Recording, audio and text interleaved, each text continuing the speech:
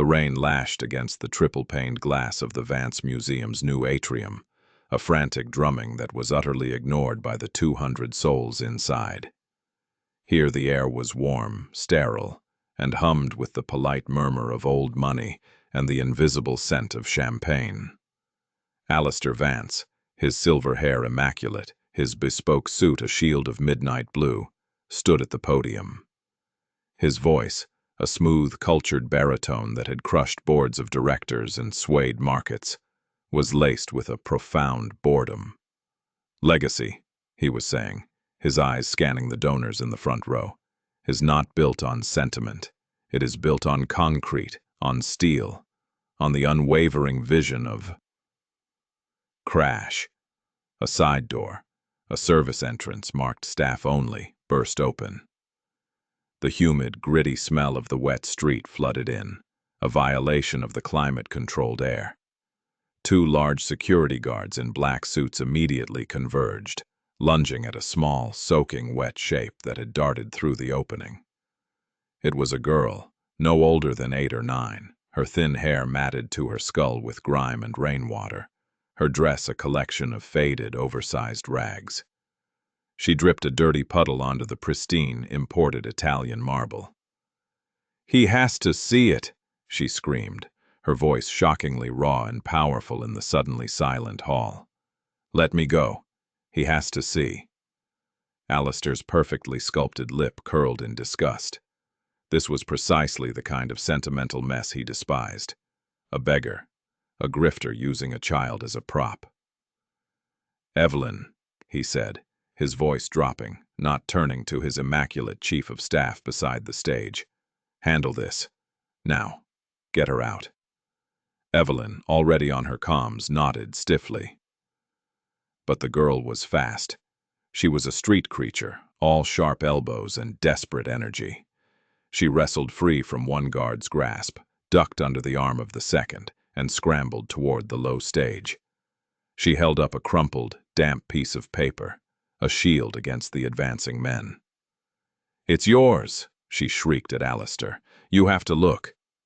Alistair Vance, a man who had never been rushed in his life, took an involuntary step back. He scoffed, a short, sharp sound of derision. "Another ridiculous." She didn't have the strength to reach him. With a sob of frustration, she threw it. The damp paper uncurled as it skittered across the stage, stopping directly at the toe of his $4,000 leather shoe. He glared down, ready to signal the guards to drag her out bodily. But then he saw it. It wasn't a scribbled mess. It was a charcoal sketch. A sketch of a small stone cottage, overgrown with wild roses, a distinctive split-rail fence in the foreground. It was rendered with a talent that was raw, undeniable, and hauntingly familiar. But it wasn't the art, as good as it was, that made Alistair's blood freeze and the microphone in his hand suddenly feel like a ton of lead. It was the small, arrogant flourish in the bottom right corner. 2 letters, intertwined with a specific, looping grace. A.V. His own signature. Not the blocky corporate A.R. Vance he used on billion-dollar contracts, but the private, artistic signature he hadn't used. God. He hadn't used it in 30 years. The silence in the atrium was absolute. The only sound was the girl's ragged breathing and the thump, thump, thump of Alistair's heart against his ribs, a traitorous drum beneath his custom-tailored shirt. He stared at the signature. It was impossible. It was a ghost. That signature belonged to a different man, a poor, ambitious artist who had lived in a tiny, drafty room with her. Elena. The name slammed into his mind with the force of a physical blow. He hadn't allowed himself to think that name in decades. He reached down, his hand trembling slightly, a weakness that infuriated him, and picked up the drawing. The paper was cheap, softened by the rain, but the charcoal lines were firm. It was Rosewood Cottage, the place they had dreamed of, the place they had sketched 100 times, the place he had promised her. The guards had the girl now, their hands firm on her bony shoulders. She wasn't fighting anymore. She was just watching him. Her eyes, enormous, green, and filled with a desperate, ancient knowledge, fixed on his face. "Where?" Alistair said, his voice coming out as a strangled rasp. "Did you get this?" The girl just stared, her chest heaving. "Evelyn," he snapped, turning. His assistant looked pale, her composure fractured by the breach. "My office. Now, bring the girl." He turned and walked off the stage, leaving 200 donors, a half-finished speech about legacy, and a stunned silence in his wake. The drawing felt like it was burning a hole in his hand. His private office on the top floor of the museum wing he had funded was a masterpiece of minimalist austerity. Gray stone, brushed steel, a single, massive pane of glass overlooking the city's stormy skyline. Alistair sat behind his desk, a slab of black marble. The drawing was laid out on the blotter in front of him, a dirty smudge in his perfect world. The girl, Lily, as they had learned from her one-word answer in the elevator, sat opposite him in a chair far too large for her. She had stopped shivering, but a puddle was forming at her feet. Evelyn stood at parade rest by the door, her tablet in hand. "Right," Alistair said, attempting to reclaim his corporate iciness. "Let's dispense with the theatrics. Who sent you? What's the angle? How much do you want?" Lily blinked, the long dark lashes sticking together. "Want?" she whispered. "I don't want anything. I'm supposed to give it to you," my mom said. She said, "If anything happens, you take this to him, to Alistair Vance. He'll know." Her voice was small, but it had a clear, unbroken quality. Alistair leaned forward. "Your mother. Who is your mother?" "Sarah," Lily said simply. "Sarah who?" "Just Sarah. My mom." Alistair frowned. The name meant nothing. "And this Sarah, where did she get this drawing?" "My grandma drew it," Lily said, her eyes drifting to the paper. "Grandma Elena. Mom said she was the best drawer in the whole world. She drew that cottage and he signed it. That's you. A.V. Mom said you were A.V. Alistair Vance." Alistair felt the room tilt. "Elena. Grandma. Elena." He did the math, his mind a frantic, cold calculator. He had left Elena 31 years ago. This girl was 9. That would mean Elena had a child who then had this child. His. The word wouldn't form. "Where is your mother, Sarah?" Evelyn asked, her voice quiet but firm, sensing her boss's paralysis. Lily's gaze dropped to her own lap, to her hands, which were caked with dirt and, Alistair now saw, charcoal. "She's gone," Lily whispered. "She went to sleep. In the alley. A few days ago. She got cold. And she wouldn't wake up. I stayed with her, but she stayed asleep. So I did what she said. I found the big building with your name on it." The sterile office air suddenly felt thick, unbreathable. Gone. In the alley.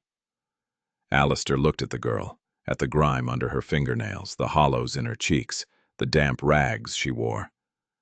This was Elena's granddaughter. His.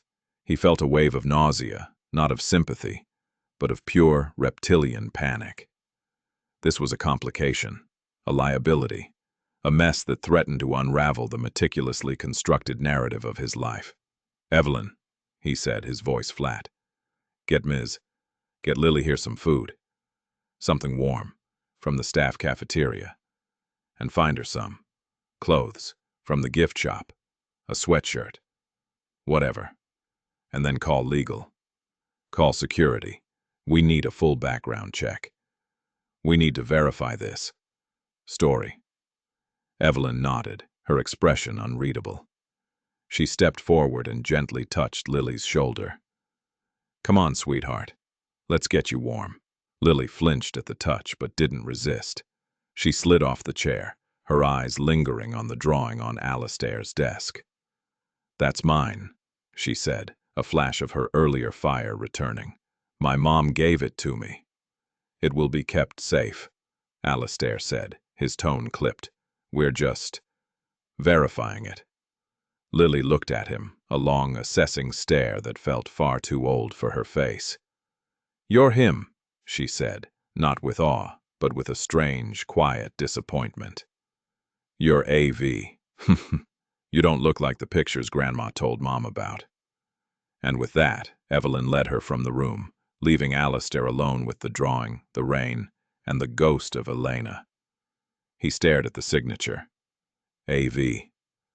Elena had designed it, not Al or Alistair, she'd said, her own charcoal-smudged fingers tracing his. You're a force. You're Alistair Vance. AV. It looks like a mountain peak. That's what you'll be. He'd been 21, she 20. They lived in a one-room apartment that smelled of turpentine and instant noodles.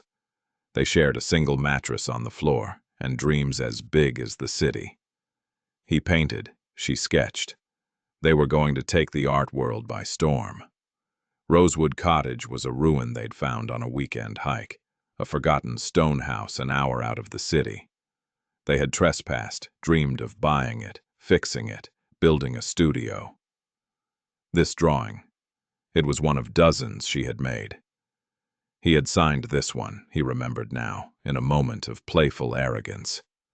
When I'm famous, Elena, he'd declared, this sketch will be worth $1 million, our first collaboration. She had laughed and kissed him. It's already worth $1 million to me. That was the summer before he met Beatrice de Courcy. Beatrice, the daughter of an investment banker, who didn't smell of turpentine but of French perfume. Beatrice, who saw his art not as a passion but as a charming hobby. Her father saw his ambition, his ruthless streak, and offered him a choice. Stop playing with paints and I'll give you a real canvas to work on. The world. He took the deal. He'd told himself it was practical. He would make his fortune and then he would come back for Elena. He would buy her Rosewood Cottage, buy her 100 galleries. He left her a note. A coward's note. I have to do this. It's for us. Wait for me. He never went back. He married Beatrice. His father-in-law's money and connections, combined with Alistair's own brutal business acumen, built Vance Industries. The artist A.V. was buried, and A.R. Vance was born.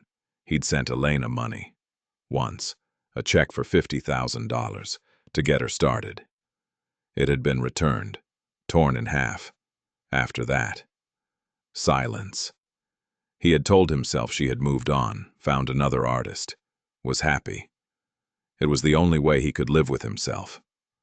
Now, 31 years later, her granddaughter was in his cafeteria, smelling of the alley where her mother, his daughter, had frozen to death. The revulsion he felt was choking. He was disgusted by the girl, by her poverty, by her very existence. It was a mirror held up to the part of himself he had murdered. And he was terrified. This was a scandal, a career-ending, legacy-destroying bomb. Billionaire's secret daughter dies homeless, illegitimate grandchild surfaces. He could see the headlines, his board, his investors, his wife. Beatrice. God, Beatrice would be. Apocalyptic. He buzzed Evelyn. Get back in here and get Gregson from legal on the line, now. Evelyn returned a few minutes later. Lily is in the kitchen. She's eating. She hasn't eaten in a while by the looks of it. Gregson is on his way. Good, Alistair said, pacing. This is a shakedown, Evelyn. It has to be. The girl is a plant. Find the parents. Find the organization behind her. This is a coordinated attack. Sir, Evelyn said, her voice carefully neutral. She's 9 years old, and she's terrified. The drawing, the signature. It looks authentic. Of course it looks authentic. They would have practiced. They would have researched. He snapped. Alistair, look at this.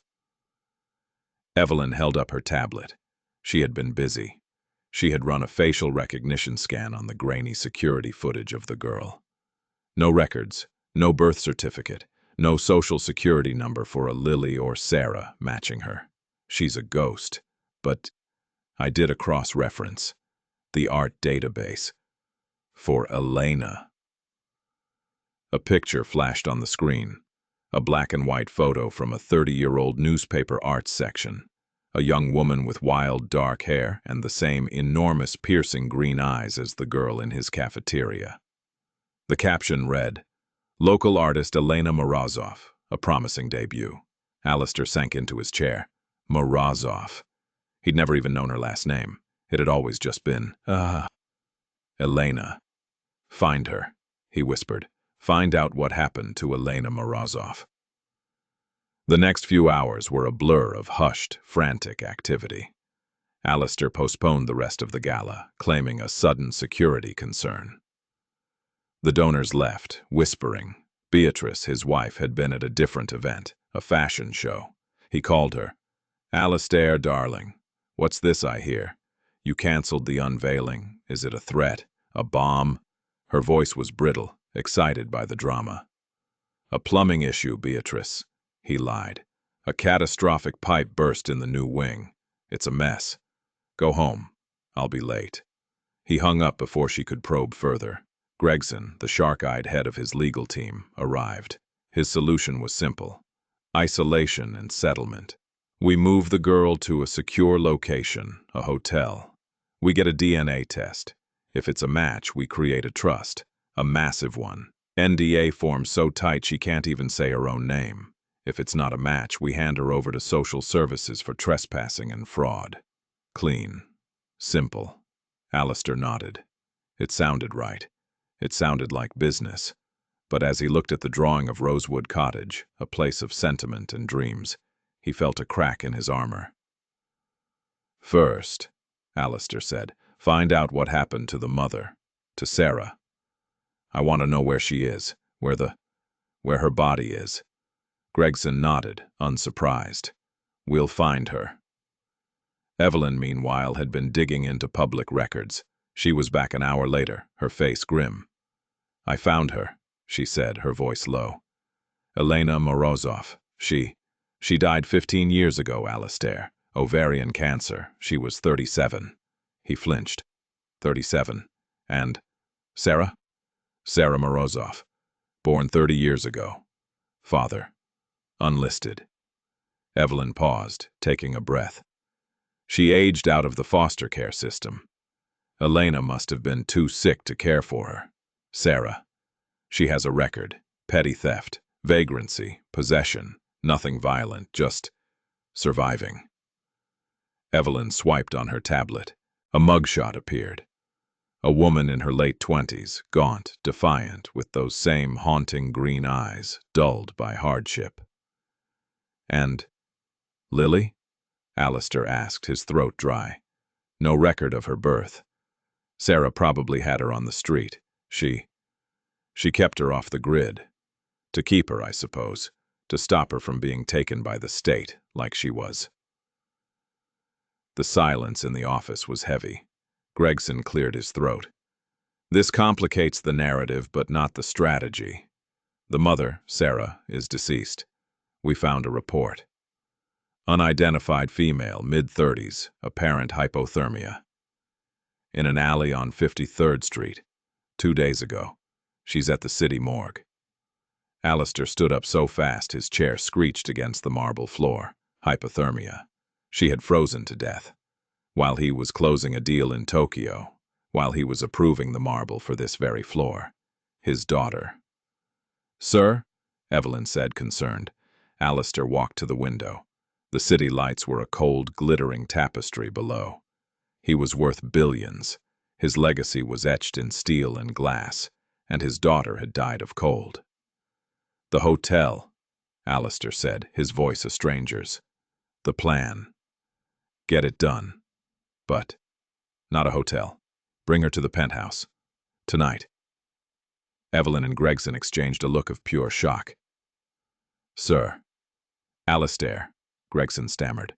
Bringing an unknown element into your primary residence, with your wife, is strategically inadvisable. Beatrice is at her sister's tonight. She won't be back until tomorrow. I want the girl where I can see her. I want her. Off the street. Do it. He turned back to the window, a tyrant dismissing his court. But he wasn't looking at the city.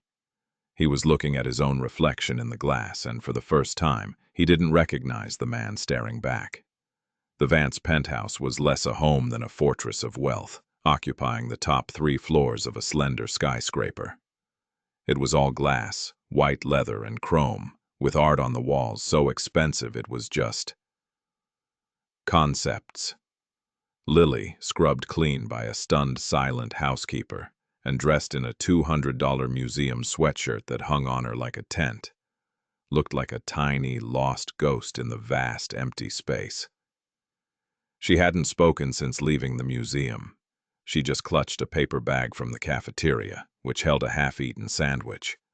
Alistair led her to a guest suite that was larger than the apartment he had shared with Elena. "You'll sleep here," he said. The room had a king-sized bed, a wall-mounted television, and a bathroom with a dozen silver taps. Lily walked to the floor-to-ceiling window and looked down at the city, a dizzying river of light.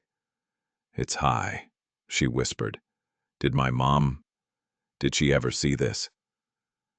Alistair had no answer. He had a sudden, visceral image of Sarah and Lily huddled in a cardboard box, looking up at this very building, a spear of light and warmth they could never, ever reach. "Get some sleep," he said, his voice rougher than he intended. "Don't touch anything." He closed the door, locking it from the outside, a necessary precaution. He went to his study, a room lined with dark wood and first editions, and poured a brandy. The signature on the drawing, which he had brought with him, seemed to mock him from his desk. He called Gregson. "The DNA test, tomorrow. Expedite it." He needed confirmation. He needed this to be a business problem. He drank the brandy in one gulp, but the cold, hollow feeling inside him didn't go away. He didn't sleep. He sat in his study, the drawing of Rosewood Cottage illuminated by his desk lamp. He was remembering. He remembered the smell of Elena's hair, like charcoal and apples. He remembered the calloused pads of her fingers. He remembered her laugh, a low, throaty sound that could make him forget he was starving. He remembered the exact moment he had made his choice. At a party. Beatrice in a silk dress on one side, his father-in-law with a cigar on the other, and Elena, who had shown up unannounced, standing in the doorway in her paint-stained overalls, looking lost. He had looked right through her. He had turned his back. That was the real break. Not the note. Not the check. That moment of betrayal. And now, the bill had come due, 30 years later, in the form of a small, dirty girl. The next morning, the storm had passed, leaving the city sharp and bright. Alistair was in his dining room, a 20-foot glass table, staring at an untouched plate of fruit, when Beatrice returned. She swept in, a whirlwind of cashmere and Chanel No. 5. "Darling, what a disaster. The Post is calling it Vance's waterfall." "It's humiliating. Why didn't you just call me? I could have handled the press." "It's handled, Beatrice." "And Alistair," she said, lowering her voice. "I came up the service elevator. Maria, the housekeeper, looks like she's seen a ghost. She was muttering about a child." Alistair put down his coffee cup. There was no way to hide this. "A situation has developed. A complication from my past." Beatrice's perfectly plucked eyebrows rose. "A complication? What, did one of your old artworks surface? Is it a forgery?" "A girl," Alistair said, cutting to the chase. "She appeared at the gala. She claims to be my granddaughter." The color drained from Beatrice's face. Her artfully constructed smile vanished, replaced by a mask of cold fury. "You're joking. This is a joke. Her name is Lily. Her mother, Sarah, was Elena Morozov's daughter. My daughter, Sarah, died. On the street. Elena, that pauper artist you knew in college. That's what this is." Beatrice's voice was a low hiss. "Alistair, you will shut this down. You will give them money. You will make this go away. We have the benefactor's dinner on Thursday. I will not have my name, my family's name, dragged through the mud by some street trash." "She's in the North Guest Suite," Alistair said, his voice flat. He was watching his wife, really seeing her, perhaps for the first time. The calculated coldness, the transactional nature of their entire marriage. She was the reflection of the man he had become. "You brought it. Here?" she shrieked, losing her composure. "In my home? Where my son lives? Are you insane? She's a 9-year-old child, Beatrice. She's a weapon, Alistair, a grifter, a lawsuit waiting to happen. Get her out, or I will." At that moment, the door to the dining room opened. Marcus, their son, shambled in. Marcus was 20, a perfect product of their world. Impeccably dressed, handsome, and utterly, profoundly empty. He was on a gap year that had lasted 2, his days a blur of clubs, cars, and trust fund allowance. "What's all the yelling about?" he said, rubbing his head. "Got a killer hangover." "Your father," Beatrice snapped, "has decided to adopt a sewer rat." Marcus frowned. "A what?" Just then, the locked door to the guest suite clicked open. Evelyn, who had arrived with the DNA specialist, was letting Lily out. Lily, looking even smaller in the massive hallway, stepped out. She saw the 3 of them at the table. Alistair, the furious Beatrice, the confused Marcus. She froze like a fawn cornering a pack of wolves. Beatrice pointed a long, manicured finger. "There, that. Get it out of my house." Lily flinched, her small body tensing. She wasn't just scared. She was proud. Alistair saw it. She straightened her back. "I'm not an it," she said, her voice clear. "I'm Lily, and you're mean." Marcus, to Alistair's surprise, let out a short, sharp laugh. Well, she's got you there, Mother." "Shut up, Marcus," Beatrice shrieked. "Evelyn, call security." "That will be enough, Beatrice," Alistair said. His voice wasn't loud, but it cut through the room. Beatrice froze, shocked. He never ever raised his voice to her. He stood up. "Dr. Chen is here to take a sample, for the test. Lily, come with Evelyn." He looked at his wife. "This is my house, Beatrice, and she will stay here until I have the facts. Go. Call your sister. Go shopping. Do whatever it is you do, but leave this to me." Beatrice stared at him, her eyes promising murder, but she knew that tone. It was the tone he used when a billion-dollar deal was on the line. She snatched her purse. "You will regret this, Alistair. You will regret this more than anything you have ever done." She stormed out.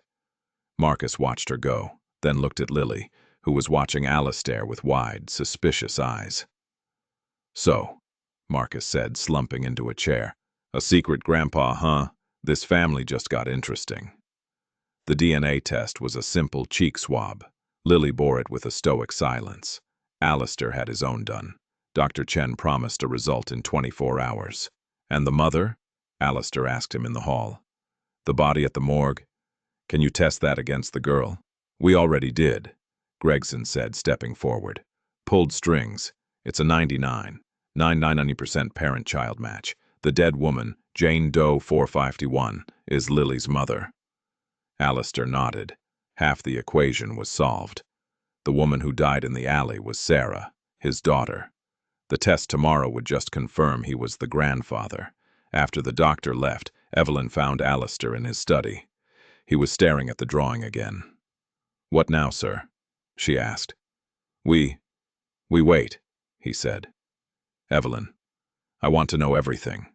I want to know where they lived, what Sarah, what she liked, what she did." who she knew. And Elena. Find me her grave. Find me. Everything. Sir, Evelyn said softly. The morgue. They're asking what to do with Sarah's remains. If no family claims her? Claimed, Alistair said, his voice thick. She is claimed. Arrange it. A funeral. A proper one. Quietly. No press. Evelyn nodded. And the girl? Lily? She's just sitting in her room. She's drawing. Drawing what? She found a notepad and a pen on the desk. She's drawing the city. From the window. Alistair looked at the charcoal sketch of the cottage. The talent.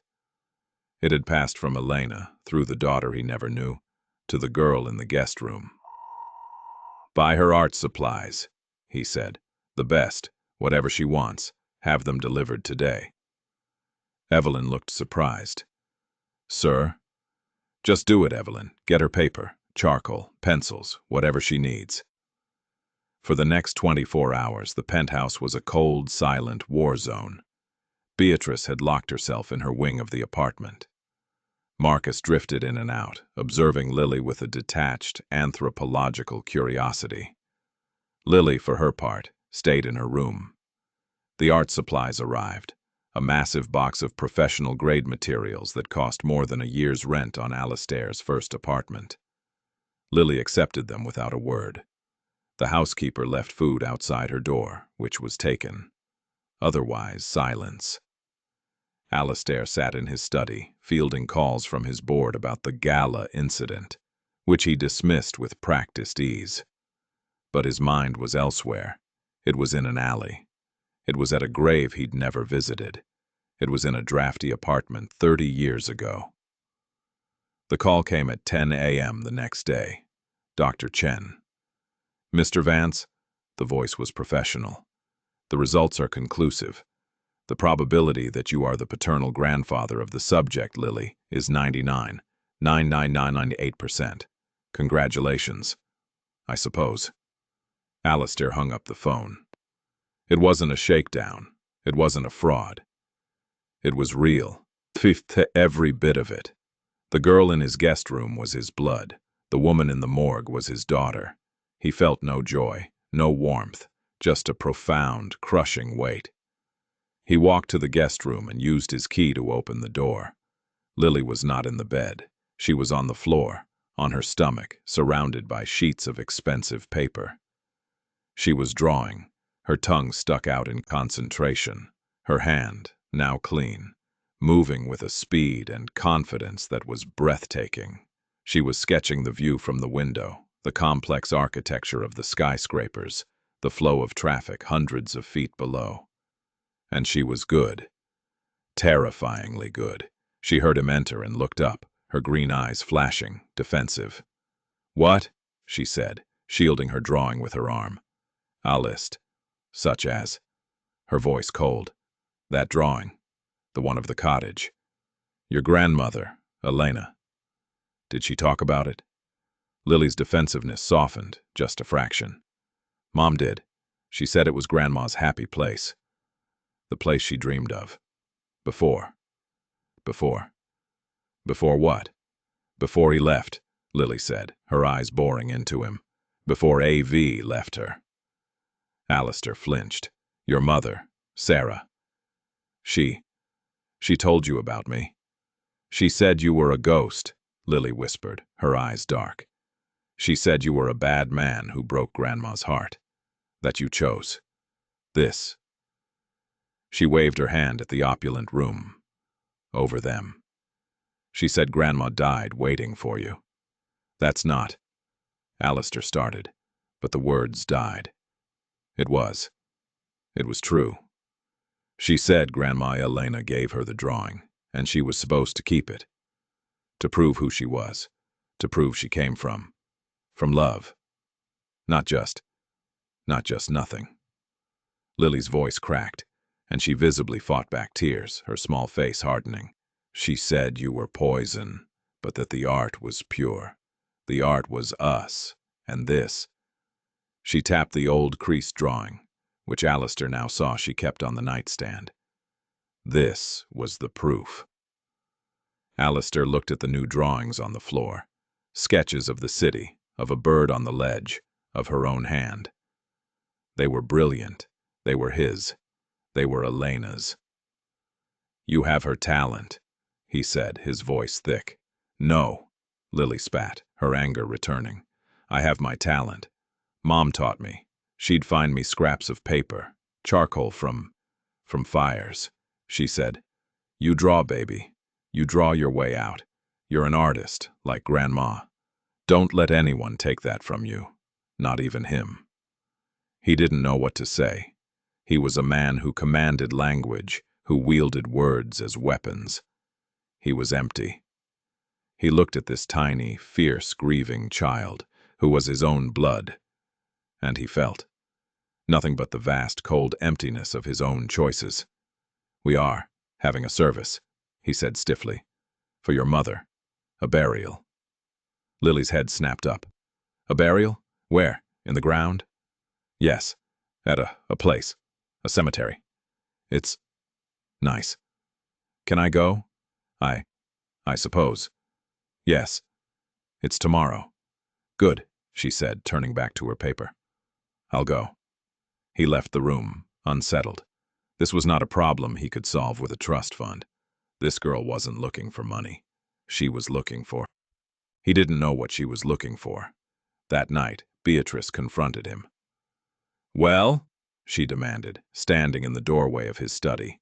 She had clearly been drinking. "The test. I know you got the results. Gregson's office leaks like a sieve. She's my granddaughter, Beatrice." Beatrice let out a sound that was half laugh, half sob. "So, it's true. The bastard child of your little art school whore, and her bastard child. It's poetic, really. The one piece of filth you thought you'd scrubbed off is back, Alistair, and it's in my guest room. Watch your mouth, Beatrice. Or what? You'll divorce me? Ruin the prenup? Go ahead, try it. Do you have any idea what this will do to us? To Marcus? Our entire social standing is built on a foundation of perfection. This creature, she's a crack in that foundation. People will talk, they'll laugh, they'll say you have a charity case. She is not a charity case. Then what is she? Are you going to introduce her? This is Lily, my granddaughter, fresh from the alley where her mother, my daughter, so thoughtfully froze to death. Is that the plan, Alistair? He had no plan. For the first time in his life, he had no strategy. He just looked at the drawing of the cottage. "I am burying my daughter tomorrow," he said, the words tasting like ash. "After that, we will figure it out." Beatrice laughed, a high, brittle sound. "You're pathetic. You're actually feeling guilty. After 30 years, it's adorable. Well, you figure it out, Alistair. But know this, it's me, or it. You cannot have both. Our world will not allow it." She turned and was gone, the scent of her expensive perfume lingering like a poison. The funeral was a mockery. It was held at a high-end, discreet cemetery, all rolling green hills and marble angels. The attendees were Alistair in his dark suit, Evelyn holding an umbrella, and Lily wearing a black dress the staff had bought, which was still too big. Lily stood by the gleaming, obscenely expensive casket, her face pale and set. She hadn't cried. She just watched as the men lowered the box into the earth. Alistair said the words he was supposed to say, a hollow Kaddish he'd had Evelyn print out, though he had no idea if Sarah or Elena had been Jewish. It just felt old. When it was over and the workers began to shovel dirt, Lily walked to the edge of the grave. She was holding one of her new drawing pads. She tore out a sheet and dropped it in. It fluttered down, landing on the dark wood. Alistair moved closer. It was a drawing. A sketch of Lily and a woman, Sarah, huddled together in a doorway, smiling. Underneath, Lily had written in shaky block letters, "We were here." Alistair felt a sharp, agonizing pain in his chest, so sudden he gasped. It wasn't a heart attack. It was, he realized, a feeling, a real, unprocessed, agonizing feeling. He turned away, unable to watch. They drove back to the penthouse in the silent, armor-plated Rolls-Royce. Lily stared out the window. Alistair stared at his hands. "What happens now?" Lily asked the glass. "You will be taken care of," Alistair said, reverting to script. "I've instructed my lawyers to set up a trust. You will have a home. You will go to the best schools. You will have everything." Lily turned to look at him, her green eyes clear and cold. "Everything," she repeated. Like this? Like that? That mean lady? Like your son who looks sleepy?" "Marcus is just Marcus, and Beatrice. She will adjust. She hates me," Lily said, not as a question. "And you don't want me. You have to. 'Cause of the drawing. That's not. It's complicated." "No, it's not," Lily said. "You're rich. We were poor. My mom's dead. Now I'm here. It's not complicated. It's just sad." She turned back to the window. Alistair, the great negotiator, had no counteroffer.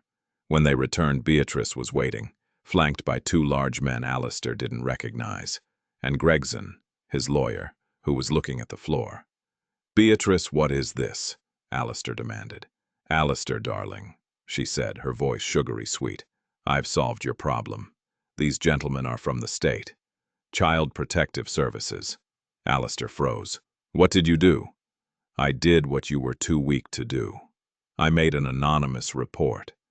A 9-year-old girl, Lily, no last name, found wandering, abandoned. Her only known guardian, a vagrant named Sarah Morozov, is deceased. She is currently in the unsafe home of an unrelated third party." "Unrelated?" Alistair roared. "I am her grandfather." "Are you?" Beatrice smiled, a flash of white teeth. "According to what? A private test you commissioned? That's not how it works, darling. Legally, you are a stranger. Until you file for guardianship, which takes months, she is a ward of the state. And I must say, I'm not sure this is a fit environment for a child. A grieving, unstable woman like myself.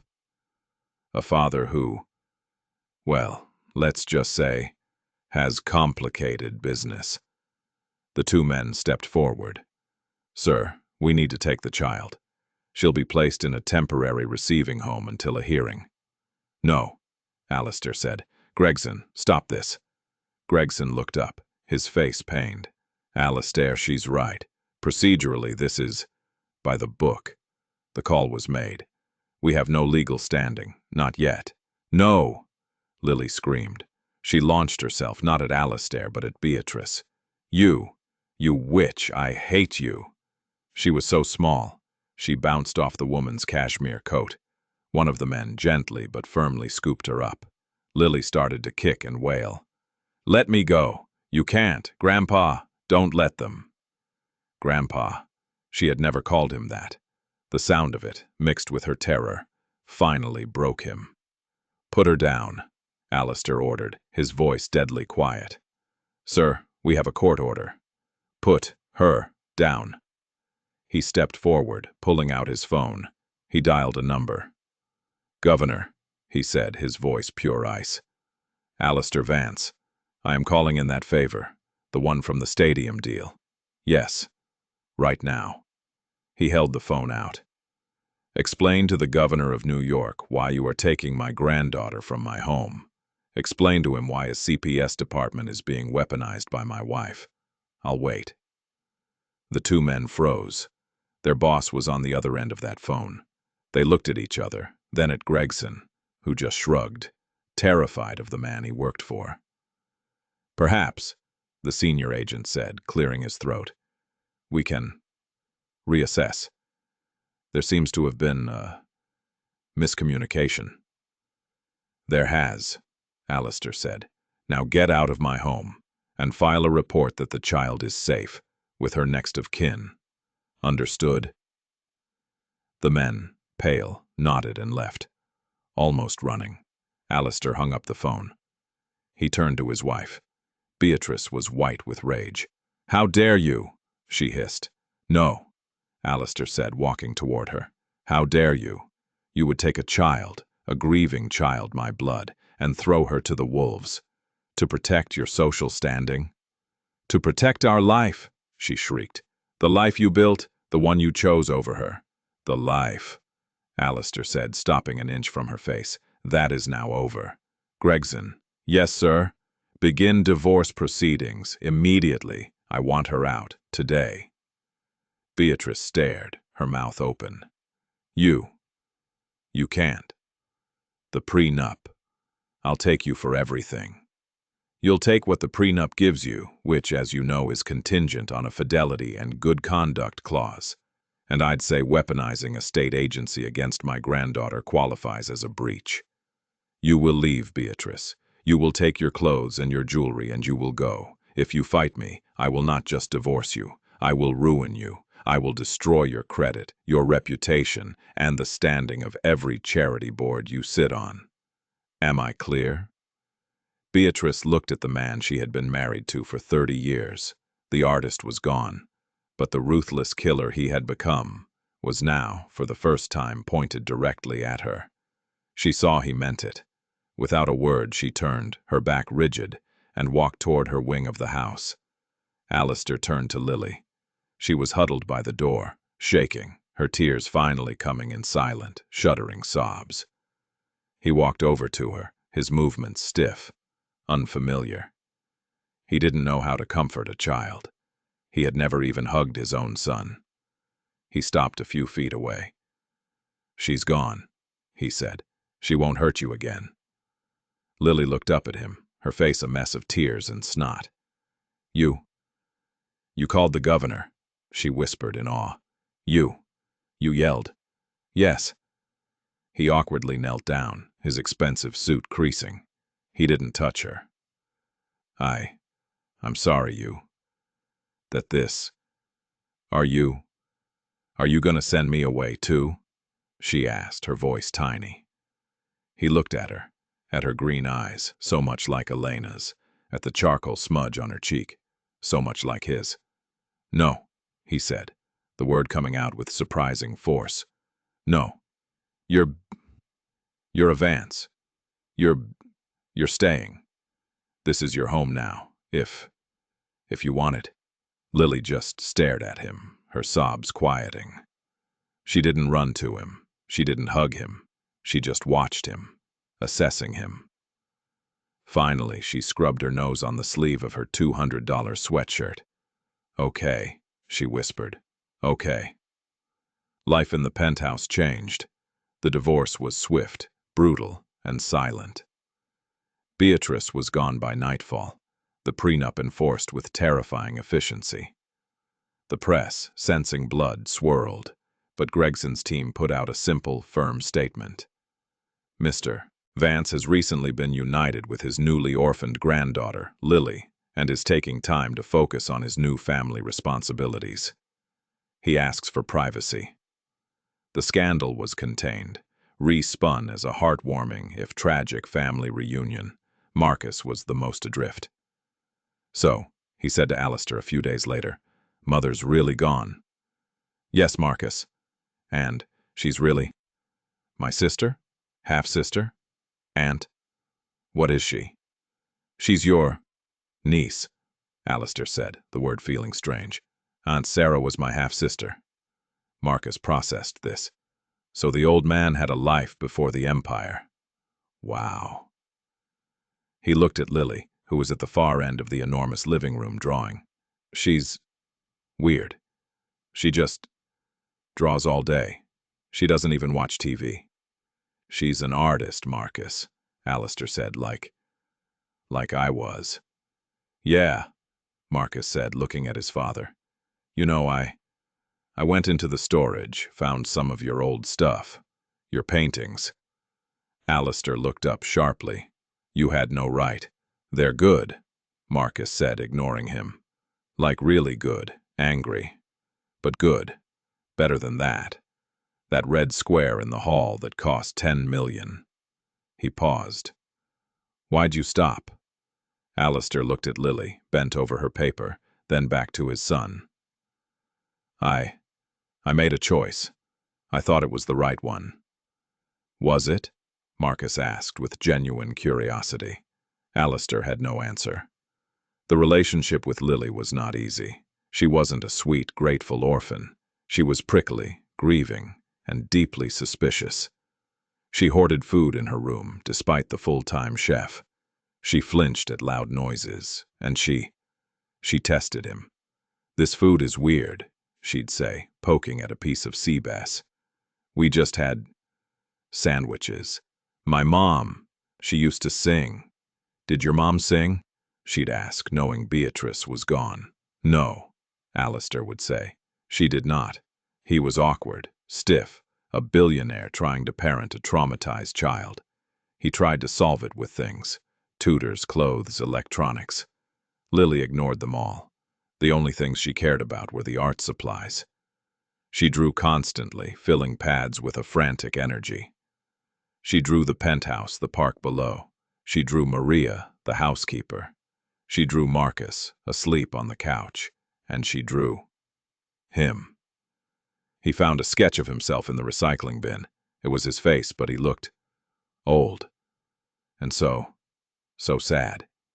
It was brutal. It was honest. It was brilliant. He started, tentatively, to engage with her on the only level they shared.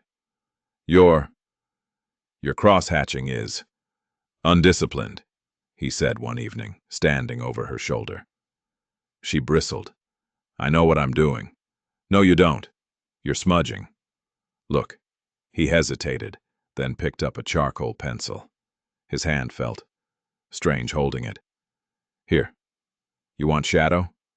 You don't. You don't press. You build. You let the lines, not the smudge, create the depth. Like this. He started to sketch on the corner of her paper, a sphere. He showed her how to make it look round, how the reflected light worked. His hand moved, and for a second, he wasn't A.R. Vance. He was A.V. He was 21. Lily watched him, her eyes wide, silent. She took the pencil from him. She tried. It was better. Oh, she said quietly. He nodded, gruffly. Practice. He started doing it every night, an impromptu, silent art lesson. He'd sit on the floor of her room, this sterile guest suite, and they would just draw. He taught her perspective. He taught her anatomy. He taught her how to see the shapes inside the objects, and in return, she talked. Mom said Grandma Elena could draw a bird so good you'd wait for it to sing. Mom, she tried to sell her drawings on the street, but people just walked past. One time, this man, he kicked her drawings. He said, "Get your trash off the sidewalk." Mom cried. But I kept this one. She pulled a folded, worn piece of paper from her pocket. Another sketch. This one was by Sarah. It was a drawing of a baby, of Lily. It was rougher than Elena's, less skilled, but it was full of a desperate, fierce love. Alistair had to excuse himself from the room. Evelyn, who had stayed on, was now less of a COO and more of a family manager. She had found Elena's grave, a simple, unmarked plot in a potter's field. Alistair had her reinterred, next to Sarah. He stood at the two graves, Lily holding his hand, her small, calloused hand gripping his. He didn't cry. He just stood. He was a statue of regret. I'm going to build a headstone, he told Lily in the car. What should it say? Lily was quiet. It should say, Elena Morozov, artist, and Sarah Morozov, mother. And they were here. Alistair nodded. Yes, that's what it will say. A month passed. Then two. A new, strange routine settled. Alistair was less at the office. He was home. He was drawing. He'd had a studio set up in one of the empty suites. Canvases, paints, oils. The smell of turpentine, which he had once associated with poverty, now filled a corner of his penthouse. He was painting. Badly. At first, his hands were stiff. His eye was 30 years out of practice. But he kept at it. Lily would come in and watch him. "That's messy," she'd say. "It's supposed to be messy." He'd grumble. "It's expressionism. It looks like you slipped." But she'd sit and draw beside him. Marcus, incredibly, had started to take an interest. Not in art, but in the family he'd never known. "So," he'd ask Lily, "what was it? You know, like, on the street?" And Lily, with her brutal honesty, would tell him. "Cold," she'd say, "and hungry, and loud, but Mom was there, so it was. Okay, until it wasn't." Marcus, the boy who had everything, was mesmerized by the girl who'd had nothing. He started changing. He volunteered at a soup kitchen. He told Alistair he was thinking of going back to school, to study social work. Alistair was so shocked, he just nodded. The pivot point came one rainy Tuesday. Alistair was in his study, going over a hostile takeover bid. A rival company was weak. He could absorb it, strip its assets, and increase his net worth by another $2 billion. It was a classic A.R. Vance move, brutal, efficient, profitable. He was about to give the go order. Lily came in. She was holding the original drawing, the one of Rosewood Cottage. "This," she said. "Is it real? This place?" Alistair looked at the drawing, then at the takeover documents. "Yes," he said. It was a place your grandmother and we found it a long time ago." "Is it still there?" I don't know." He paused. He buzzed Evelyn. "Evelyn, Rosewood Cottage, near Bear Mountain. Find out if it's still standing. Find out who owns it." Evelyn, used to his strange request, said, "Right away, sir." An hour later she was back. "It's still there, sir. It's a ruin. Overgrown. The land it's on is... Actually, sir, you own it. It was part of a land parcel you acquired in the 90s as part of the Harleston merger. It's just been sitting there. Worthless, really. Too remote." Alistair stared at her. He owned it. He had owned it all this time. He had. Forgotten. "Get the car," he said. "What about the acquisition call, sir? It's in 10 minutes. Alistair looked at the documents, the billions on the line. He looked at Lily, clutching the drawing. "Cancel it," he said. Cancel the takeover. Liquidate the position." Evelyn's jaw dropped. "Sir, that's a 9-figure walk away. Do it, Evelyn. Just do it." He stood up. "Come on, Lily. We're going for a drive."